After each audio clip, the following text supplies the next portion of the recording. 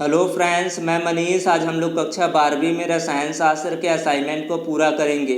इस असाइनमेंट का पहला प्रश्न है, दर निर्धारक पद को समझाइए। तो दर निर्धारक पद क्या होता है?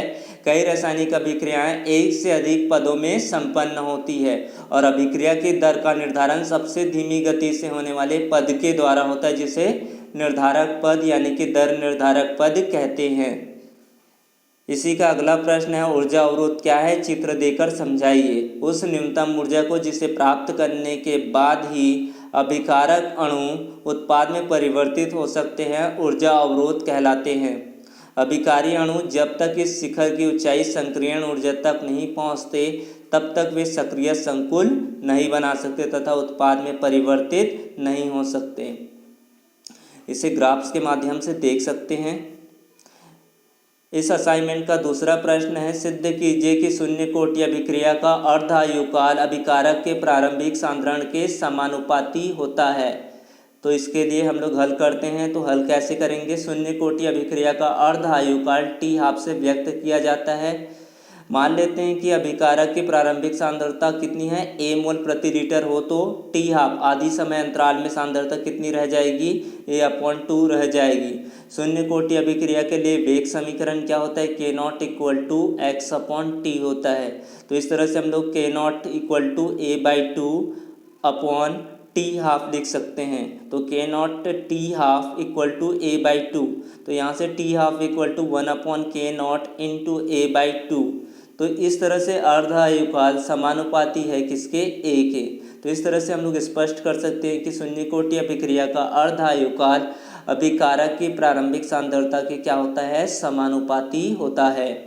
प्रश्न क्रमांक तीसरा दिया है, एक प्रथम कोटि अभिक्रिया का अर्ध आयुकाल 15 मिनट है। इस अभिक्रिया के 90% अंश पूर्ण होने में लगने वाले समय की गणना कीजिए।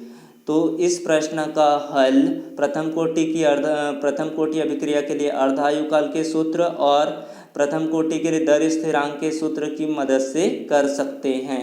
इस तरह से इसको हल कर सकते हैं। और यहाँ पर कुछ लॉगरिथम का भी फॉर्मूला लगने वाले हैं, तो लॉगरिथम के भी फॉर्मूले को यहाँ पर अच्छे से करना है। अब हम लोग इसी में से दूसरा प्रश्न दिए, दूध में खटाई डालने पर वह स्कंदित यानी कि फट क्यों जाता है, इसके बारे में बताना है। तो उत्तर लिख लेते हैं। इसका उत्तर होगा, दूध हल्का क्या होता है? अम्लीय होता है। जब किसी अम्लीय पदार्थ को इसमें डालते हैं तो बैक्टीरिया की वजह से पीएच का मान क्या होने लगता है? कम होने लगता है और इसमें उपस्थित प्रोटीन के अणुओं का प्रतिकर्षण कम हो जाता है और दूध स्कंदित यानी कि फट जाता है। अगला प्रश्न है, अधिशोषण समतापी वक्र क्या है? फ्रेंडलिक अधिशोषण समतापी वक्र को समझाइए।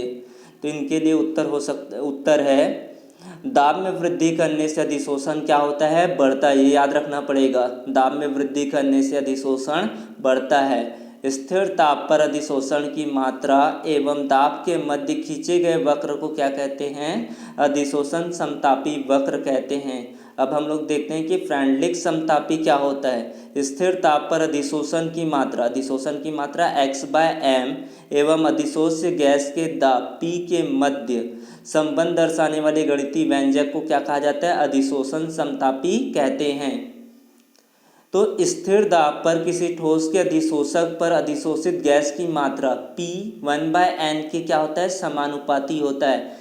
x/m समानुपाती P 1/n। तो जहाँ पर बता सकते हैं x क्या है? अधिशोष्य की मात्रा और m क्या है? अधिशोषक की मात्रा। और x/m को बोल सकते हैं इस तरह से अधिशोषण की मात्रा।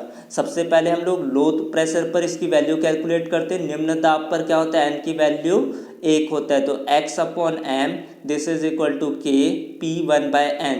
तो यहाँ से हम लोग निकालेंगे तो क्या आएगा? x/m equal to k P आ जाएगा। तो इस तरह से हम बोल सकते हैं कि अधिशोषण की मात्रा दाब के समानुपाती होता है।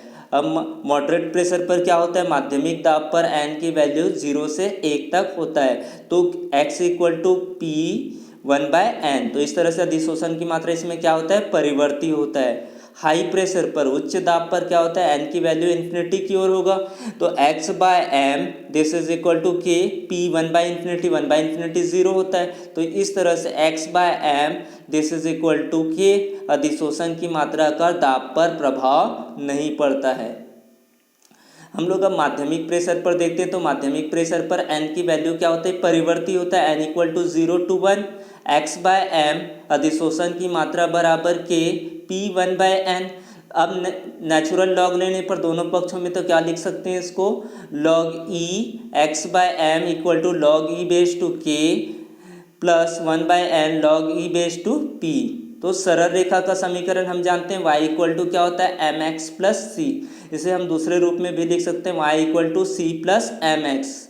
ये समीकरण नंबर 2। तो समीकरण 1 और 2 की तुलना करेंगे तो यहाँ से y की वैल्यू क्या होगा, log e x by m, c equal to log e base to k, और m यहाँ पर जो ढाल होगा वो क्या होगा 1/n, और x क्या होगा log e base to p।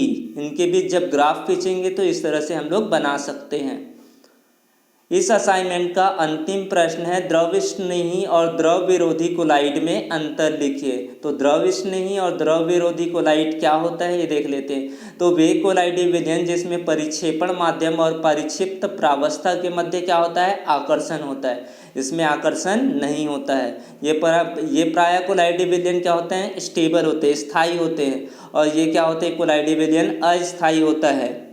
इस प्रकार के कोलाइडीय विलयन क्या होता है, रिवर्सिबल उत्क्रमणी प्रकृति के होते हैं, और इस प्रकार के कोलाइडीय विलयन अनुत्क्रमणी प्रकृति के होते हैं। इनके लिए उदाहरण दे सकते हैं, क्या हो सकते हैं, गोंद, जिलेटिन, स्टार्च आदि।